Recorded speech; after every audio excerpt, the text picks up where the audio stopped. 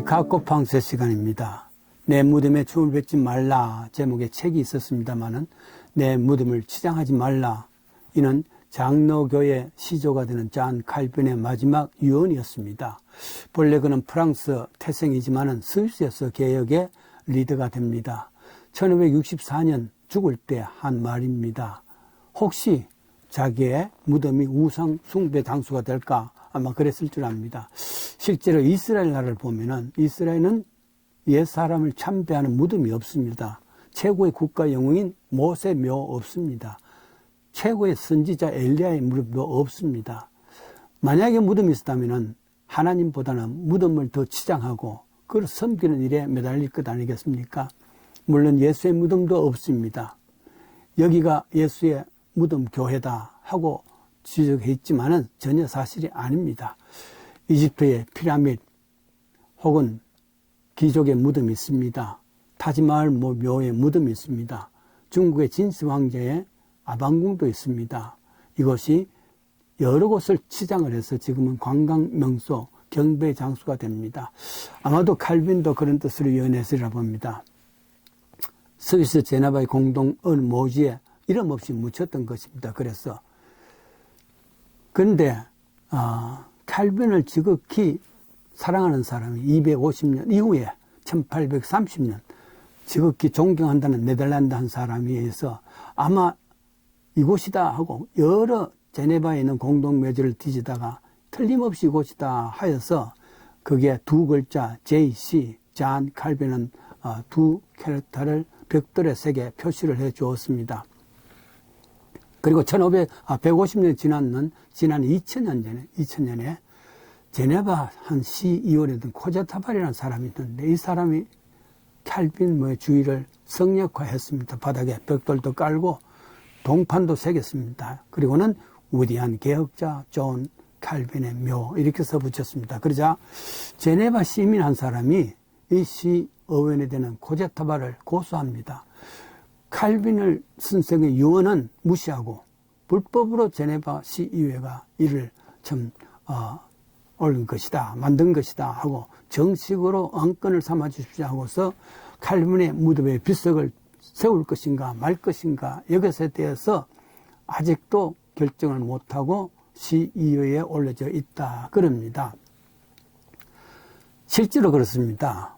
본질인 칼빈의 개혁 사상은 상실하고 비석을 세울 것인가 말 것인가 하는 것입니다. 이때 비석은 현상이지만은 개혁 사상은 본질입니다. 본질은 놔두고 현상을 가지고 지금까지도 싸우고 있죠.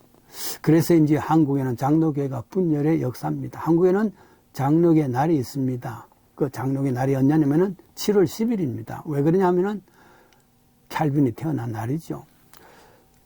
한국에 있는 여러 기독교 교파 중에서 가령 성공회, 구세군, 루터회 이런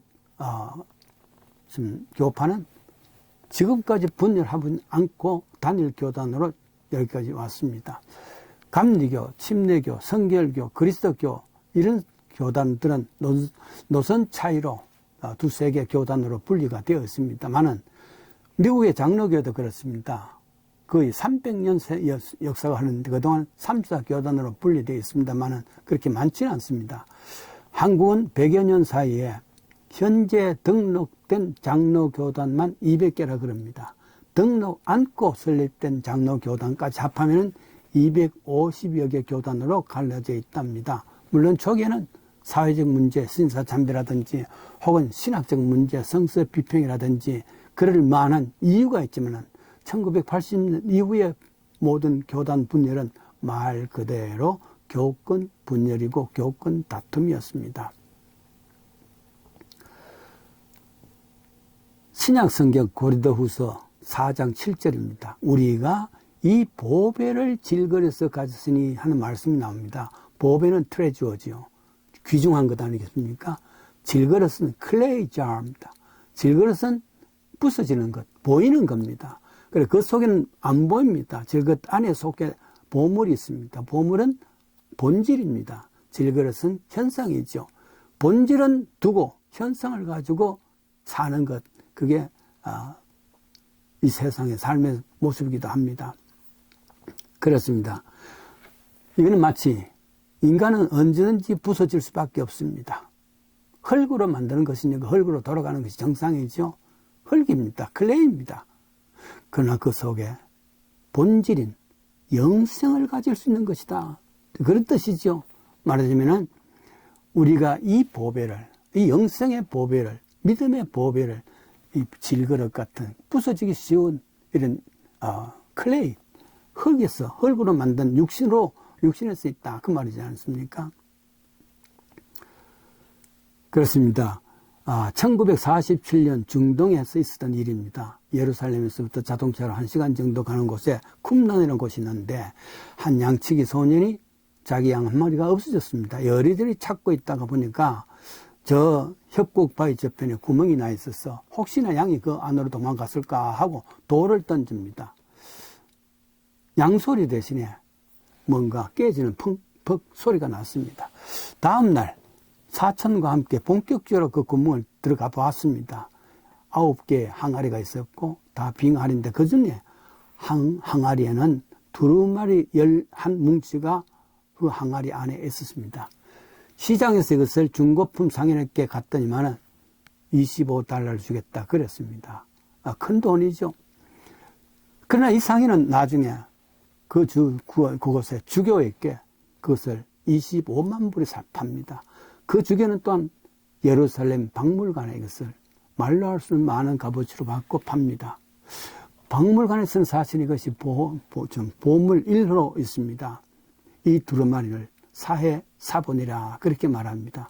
현존하는 가장 오래된 구약 필사본이죠. 돈으로 살 수가 없습니다. 이 놀라운 보물이 흙토기 속에 있었다니까 말이죠.